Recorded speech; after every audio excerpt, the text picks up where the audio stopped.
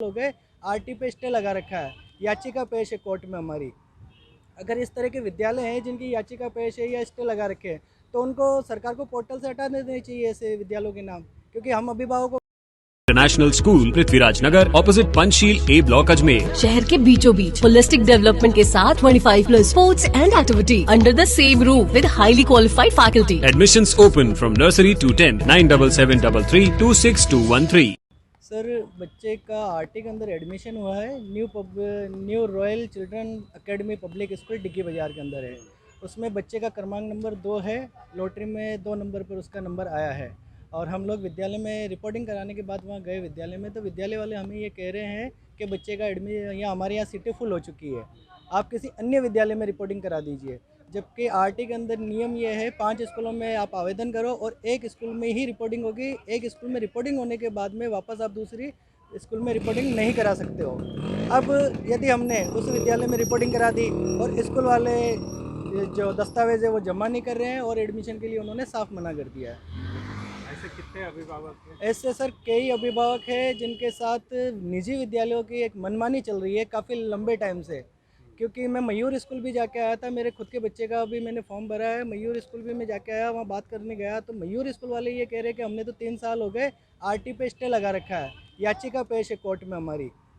अगर इस तरह के विद्यालय हैं जिनकी याचिका पेश है या स्टे लगा रखे हैं तो उनको सरकार को पोर्टल से हटा देने चाहिए ऐसे विद्यालयों के नाम, क्योंकि हम अभिभावकों को तो जानकारी नहीं है ना कि किस विद्यालय में एडमिशन पहले से हो चुके हैं या किस विद्यालय ने स्टे लगा रखे हैं या याचिका पेश कर रखी है।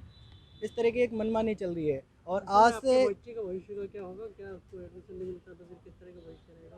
सर अगर बच्चे का एडमिशन नहीं होगा तो किसी ना किसी कारणवश बच्चे का तो एडमिशन कराना होगा, मगर एक जो लाभ मिलता है एक आरटी का, जो बच्चा फ्री एक जाता है विद्यालय में, जो सरकार की एक गाइडलाइन है कि आरटी के अंदर बच्चा LKG से लेके 12वीं तक कर दिया उन्होंने नियम।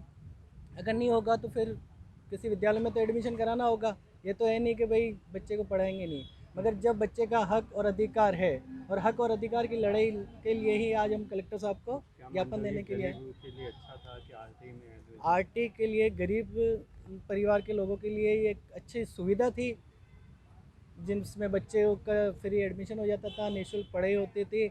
और सिर्फ इससे पहले आज से 3 या 4 साल पहले 15 स्कूलों में फॉर्म भरे जाते थे, 15 ही विद्यालयों में रिपोर्टिंग होती थी। तो फिर क्या होता था कि कहीं ना कहीं एक विद्यालय में बच्चे का एडमिशन हो जाता था। अब ये कर दिया इन्होंने 5 स्कूल कर दिए, फिर 5 स्कूलों में रिपोर्टिंग होती थी। अब 2 सालों में तो इन्होंने ये कर दिया है कि 5 स्कूल में आप फॉर्म भरो, एक स्कूल में रिपोर्टिंग होगी। और इस साल जो आवेदन लिए इन्होंने उसमें भी एक एज सीमा और दायरा घटा दिया इन्होंने। इसमें इन्होंने एज कर दी है 3 से 4 साल का बच्चा और 6 से 7 साल का बच्चा, यानी कि 4 से 5 साल के बच्चे का फॉर्म ही नहीं ले रहे।